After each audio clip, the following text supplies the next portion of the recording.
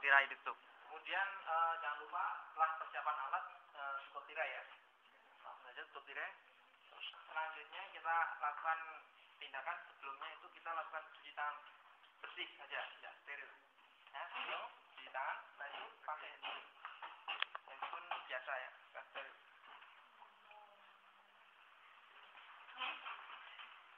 Baik, langsung selanjutnya kita lakukan tindakan yaitu pertama adalah inspeksi. Inspeksi mulai dari bagian atasnya, kita mulai head to toe dari kepala sampai ujung kaki. Selanjutnya apabila pasien tidak bisa duduk, biarkan beliau berbaring, lalu kita menggunakan jangan lupa menggunakan konsep IPPA, yaitu pertama inspeksi, kedua palpasi, ya, inspeksi melihat, palpasi meraba, ketiga Mendengar, mengetuk, ya, keempat auskultasi mendengar. Oke, langsung saja kita lakukan tindakan pertama. Pertama kita menginspeksi bagian kepala dari pasien. Kita lihat bentuk kepalanya simetris apa tidak, kotak, lonjong atau tidak, ya seperti ini. Rambutnya ini bagaimana, kering, terdapat pertumbuhannya itu rata apa tidak, terus beruban atau tidak, pewarnaannya ini merata, apakah ada cat atau gimana gitu. Selanjutnya dilihat bagian mata. Tuh, matanya apa itu terdapat isokor apa anisokor. Maksudnya itu ada apanya itu? Antara kiri dan kanan ada perbedaan apa tidak? Kalau isokor berarti antara kanan dan kiri sama, besarnya sama. Terus anisokor berarti ada suatu perbedaan antara kanan dan kiri. Selanjutnya masih di bagian mata, apakah terdapat exoftalamus atau endoftalamus? Yaitu exoftalamus itu penonjolan mata ya, menonjol ke depan. Nah, kalau endoftalamus itu ke dalam, masuk ke dalam matanya ya. Kemudian dilihat konjungtiva dari pasien. Misi Pak. Nah, di sini apakah terdapat warna merah di bagian sini di konjungtiva ya? Nanti apabila terdapat warna merah itu berarti tidak terjadi anemia, kekurangan darah. Nah, apabila terdapat warna pucat berarti pasien tersebut mengalami anemia, kekurangan darah. Dilihat skleranya, bisa Pak. Jika terdapat warna kekuningan berarti terjadi mempunyai ikterik, penyakit kuning gitu. Terus kemudian kita cek refleks pupilnya, lihat dari samping ke tengah atau ke tengah ke samping bisa. Misi Pak, mohon mandang ke atas. Apabila pupil mengalami pengecilan saat diberikan pen light, itu namanya mydriasis. Pupilnya bisa mengecil terhadap rangsang cahaya. Begitu juga sebelah sampingnya ya, seperti ini. Apabila pupilnya itu malah membesar, bukannya mengecil, itu namanya miosis. Terus selanjutnya mengetes lapang pandang dari pasien dengan kita menunjukkan tangan seperti ini. Pasien dianjurkan untuk mengikuti. Pak, tolong ikuti gerakan tangan saya Pak ya. Iya.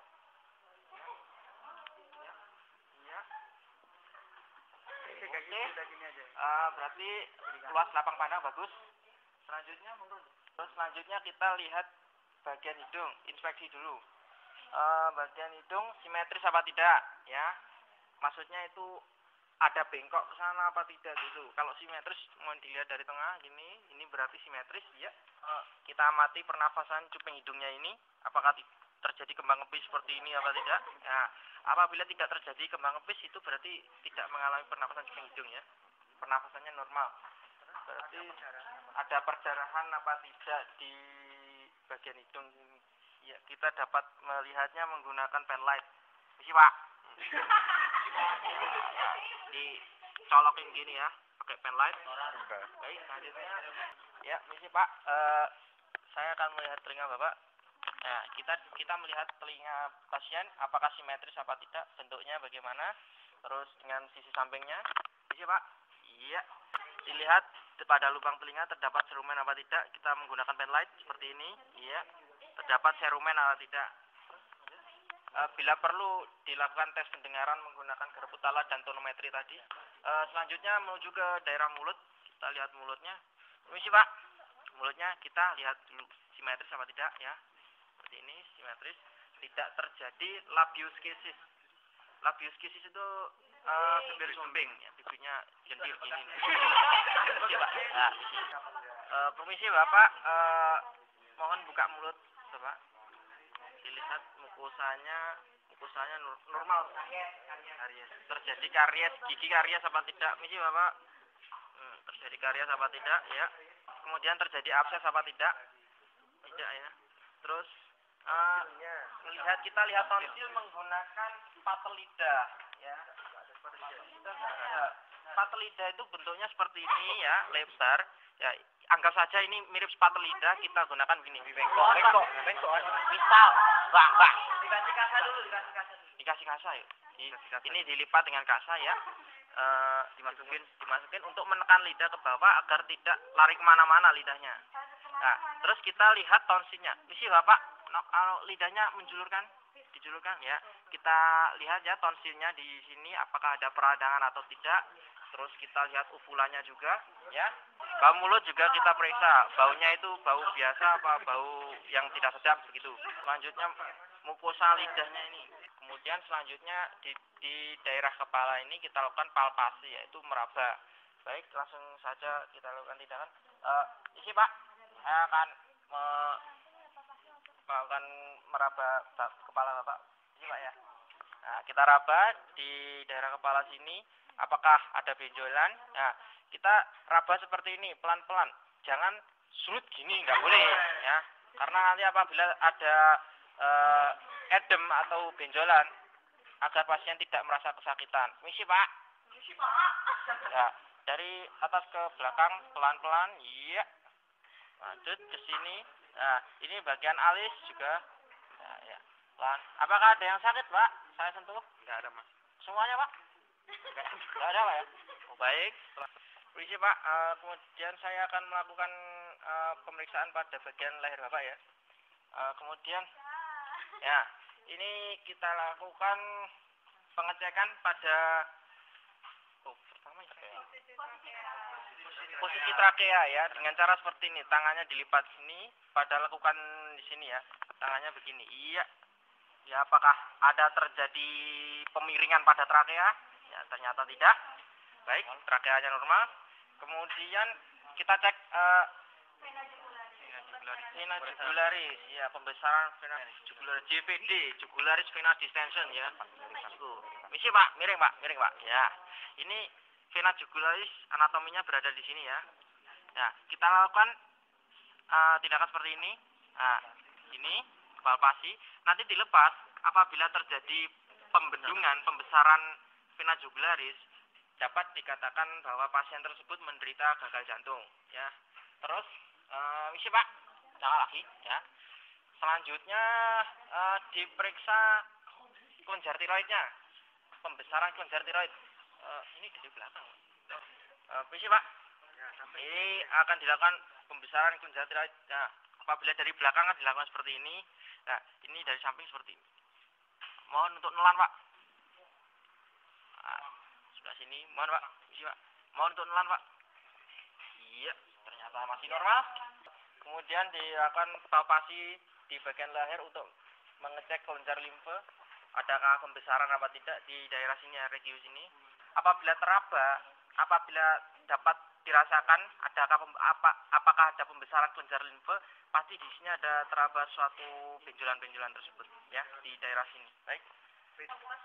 Ini Pak, saya akan memeriksa bagian dada Bapak. Saya buka, Pak, ya. Pertama kita lihat apa itu bentuk toraksnya, kita inspeksi bentuk toraksnya itu bagaimana, normal, pigeon chest atau hollow chest atau barrel chest, ya. Pigeon chest itu yang seperti burung itu nongol sebelah sini, ya, terjadi pembusungan. Terus barrel chest itu yang besar semua gini. Terus funnel itu istilahnya funnel itu ya daerah bawah, ya, yang buncit gitu. Terus normalnya seperti ini, ya, ini terjadi normal, flat, datar. Terus selanjutnya kita amati pernafasan klien, kembang kepisnya kita amati, ya. Dari samping Mas, apakah normal atau tidak? apakah ada tanda-tanda dyspnea? Dyspnea itu artinya susah bernafas ya. Beliau susah bernafas apa tidak? Tanda tanyanya dapat kita lihat dari inspeksi tersebut di bagian toraks. Jadi fungsi kita melihat toraks ini apakah simetris apa tidak. Apabila nanti terjadi pasien pada abnormal, misalkan paru-paru sebelah kiri terjadi kolaps, maka paru-paru ini dapat lebih rendah dan ini lebih nongol gitu, lebih tinggi. Jadi tidak simetris lah, dapat dilihat seperti itu. Kita lakukan auskultasi pendengaran di bunyi pada ICS 2 ya, untuk mengetahui bunyi pernafasan dari pasien. Mohon bernafas Pak, biasa saja. Ya, terus ke kiri. Ini apakah ada terjadi keanehan-keanehan bunyi pada pasien? Itu kalau mengauskultasi itu adalah kanan yang ini kan 1 2 3 1 2 kan gitu. Ya. Dicari apa itu diauskultasi bagian paru-paru sesuai dengan lobusnya, yaitu bagian sebelah kanan ada 3 lobus ya. Kita cari kita dengarkan sebelah sini lobus yang superior, kemudian yang medius, kemudian yang inferior. Lanjut sebelah kiri. Sebelah kiri kan hanya ada 2 lobus, yaitu superior dan inferior. Nah, setelah diketahui apakah ada suara seperti rales, ronki, terus crackless, nah itu nanti dapat diketahui letaknya terjadi suara tersebut berada di lobus sebelah mana ya. Kita anjurkan saya untuk mengucapkan 77. Tangan perawat berada di belakang punggung pasien dari atas lalu ke bawah dan Pak mohon ucapkan 77, ikuti saya Pak. 77. Ya. 77. Iya. 77. Oke, silakan duduk lagi Pak. Itu. Terjadi getaran sama. Apakah terjadi getaran yang sama dari atas sampai ke bawah? Kiri kanannya. Baik, silakan berbalik lagi Pak. Ya, selanjutnya kita lakukan perkusi atau pengetukan. Ya, kita lakukan perkusi mulai dari ICS, dari ICS atau interkoste, antara koste ICS 2 dari daerah sini ya. Ini clavicle, ini turun ke bawah ICS. Nah, ini ICS 2. Kita lakukan perkusi. Ini pas ya. Ini kita lakukan perkusi seperti ini. Perkusi dilakukan setiap kanan dan kiri, nggak boleh dari atas langsung ke bawah, nggak boleh ya. Karena untuk membandingkan antara kanan dan kiri. Ya, langsung kita lakukan. Nah, terus baru ke bawah.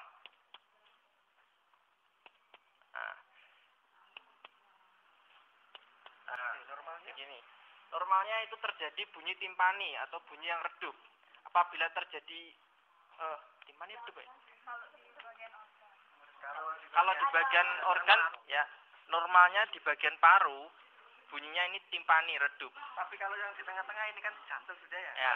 Jantung berarti nanti untuk mengetahui berat jantung berarti dari samping ke tengah kan gitu. Ke tengah sih. Dari samping ke tengah. Daerah sini apabila diperkusi akan terjadi suara dullness ya. Redup, adanya organ di dalam tersebut. Ya, dapat juga kita untuk mengetahui bahwa ada cairan dalam tubuh tersebut ya, tubuh pasien. Kita selanjutnya melakukan inspeksi jantung, melihat daya jantung. Kita lihat bagian apeks jantung. Apakah terjadi pulsasi apa tidak? Apeks jantung itu berada di ICS 5, intercostes 5. Kita dapat menghitung dari atas ke bawah. 3 4 5. Atau di bawah papila mamae 2 jari. Itu pada pasien pria, beda lagi dengan wanita karena adanya payudara ya, ukurannya berbeda-beda kan, kita perlu tahu. Nah, selanjutnya inspeksinya apakah ada pulsasi apa tidak di daerah apeks. Terus selanjutnya inspeksi palpasi ya, palpasi di CS 2 sini. Palpasi ini untuk apa? Meraba. Ada yang pulsasi. Ya. Jadi itu tadi kan pulsasi bisa dilihat. Nah, kemudian perkusinya mengetuk di ICS 2. Untuk apa ini perkusi? Langsung. Dari samping sini ya, dari samping ini pulsasi. Baik, langsung kita Jantung letaknya di mana? Di kan gitu. Antara mereka dari samping. Kita lakukan perkusi pada pasien untuk mengetahui adanya pembesaran pada jantung ya, organomegali. Itu kita mulai dari kanan ke kiri, kanan kiri gitu.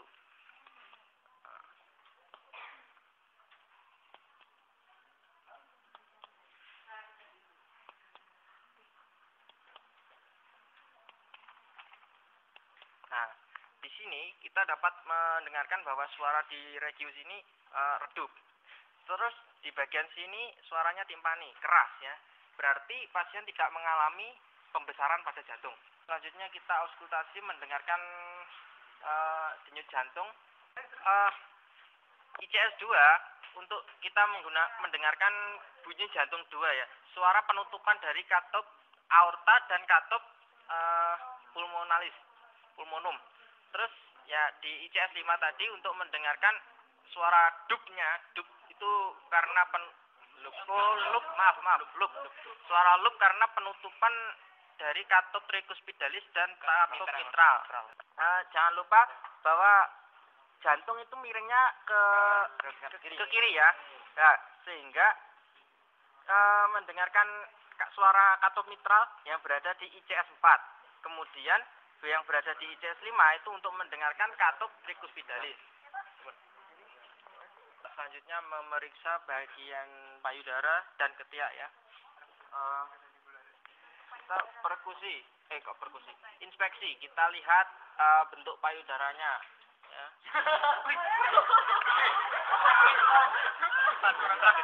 Sabar Pak Mas ya. Kita inspeksi bagian payudara, apakah simetris apa tidak, bentuknya bagaimana ya. Terus perubahan warna pada puding payudara dan papila mamainya ya, ini ya. Terus selanjutnya apakah ada peradangan apa tidak di daerah payudara sini ya. Selanjutnya kita ya lihat pembesaran kelenjar limfa pada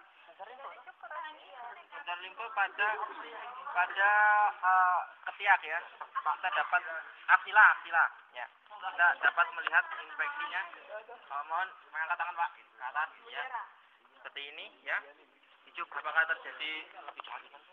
Apakah terlihat pembesaran kelenjar limfa? Terus selanjutnya juga dicek di daerah klavikula, apakah ada pembesaran kelenjar limfa juga ya. Lalu selanjutnya kita palpasi untuk meraba daerah payudara, apakah ada benjolan apa tidak. Misi Pak, saya akan memeriksa daerah payudara Bapak. Ya. Apakah ada benjolan apa tidak ya? Normalnya tidak ada benjolan. Terus selanjutnya? Ya, selanjutnya kita memeriksa regio abdomen. Misi Pak, agak melorot Pak. Kita inspeksi bentuk abdomen. Jangan lupa kita lihat dulu ya. Bentuknya abdomen itu gimana? Apakah busung atau buncit, lalu datar, terus kemudian umbikulus atau menonjol ya, atau tidak. Terus warna kulit abdomen kita lihat apakah ada ikterus, pucat, coklat atau kehitaman. Terus selanjutnya elastisitas pada abdomen ya. Kita dapat melakukan seperti ini, dijepit sedikit ya. Ya seperti ini. Apakah terdapat jaringan parut di bagian abdomen?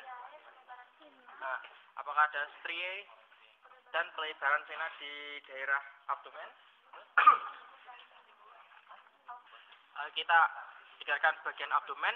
Fungsinya untuk mengetahui apakah ada bising usus atau gerak peristaltik usus selama 1 menit. Nah, apabila 1 menit tersebut tidak dapat mendengar apa-apa, kita dapat memindah ke sisi yang lain agar mengetahui bunyi bising usus tadi. Ya, normalnya 3-35 kali per menit ya. Ya, kemudian selanjutnya kita lakukan palpasi hepar atau hati. Mana hepar itu? Hepar sebelah sini ya. Hepar sebelah kanan. Kita lakukan palpasi bagian hepar. Normalnya hepar itu tidak terasa, tidak teraba. apabila terjadi abnormal akan teraba. Hepar itu berada di sini, di bawahnya koste ya, bawah koste di daerah sini ada hepar. Apabila tidak normal maka akan terasa bila diraba. Hepatomegali yaitu pembesaran hati ya. Nah, kemudian kita palpasi lien, kita raba lien atau limpa. Iya, limpa Pak ya. Lien berada di sebelah kiri, di bawah koste ya. Daerah sini. Ya, kita palpasi yang bertujuan untuk mengetahui apakah ada pembesaran limpa di daerah sini. Normalnya tidak teraba ya. Posisinya fleksi, melipat ya kakinya. Oke. Kita lakukan apa itu? Ditekan di daerah sini, apakah ada nyeri pada titik Megurni, yaitu untuk mengetahui apakah pasien menderita appendicitis. Kita tekan seperti ini ya, maka nyerinya akan berada di sini nanti. Terus lalu kaki pasien disuruh fleksi, dianjurkan untuk fleksi. Kita lipat, kita tekan seperti ini. Nyeri Pak, nyeri Pak, nyeri Pak. Dan nanti apabila terjadi nyeri di daerah lawannya, maka pasien dapat dicurigai menderita appendicitis, radang usus buntu ya. Selanjutnya kita lakukan perkusi, mengetukkan bagian abdomen searah jarum jam ya, muter mulai kuadran 1 sampai kuadran 4 ya. Nanti pasien ditanyakan apakah ada nyeri apa tidak. Jadi Pak. Dan perhatikan suara perkusi.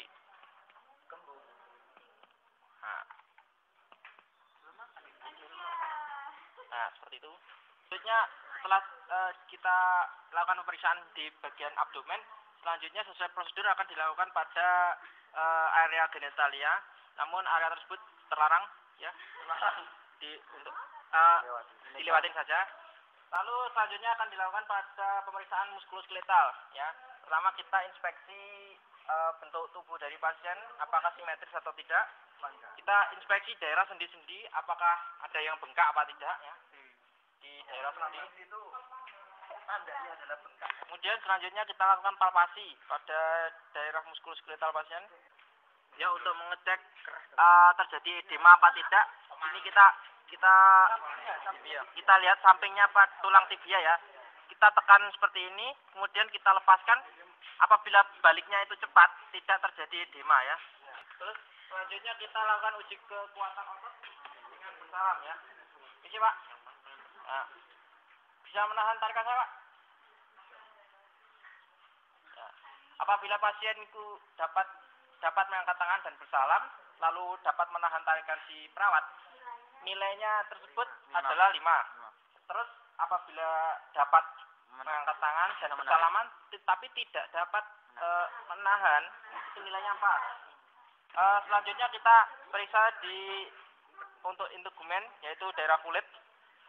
Kita lihat kulitnya bagaimana, bersih atau kotor kulit dari pasien tersebut ya. Ini dapat Anda lihat bersih. Nah, lalu kita inspeksi apakah terjadi kelainan kulit pada pasien ya. Kita lihat di sini juga apakah ada tato atau sebagainya, ada strie itu tadi. Terus ada anemia berarti warnanya itu pucat ya.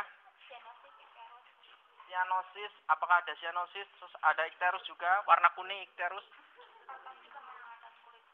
Terus selanjutnya kita palpasi kehangatan kulit dari pasien. Apakah pasien kulitnya hangat atau tidak? Selanjutnya kita palpasi apa itu? Kelembapan dari kulit pasien. Nah, apabila terjadi keringat, apakah ya seperti ini tidak terlalu kering lah, itu namanya kulitnya berarti lembab. Ya, selanjutnya tekstur kulit dari pasien itu halus apa kasar ya. Anda dapat melihat sendiri kulitnya Mas Haji ini sangat halus sekali ya. Turgor kulit yaitu kita mengeceknya seperti ini.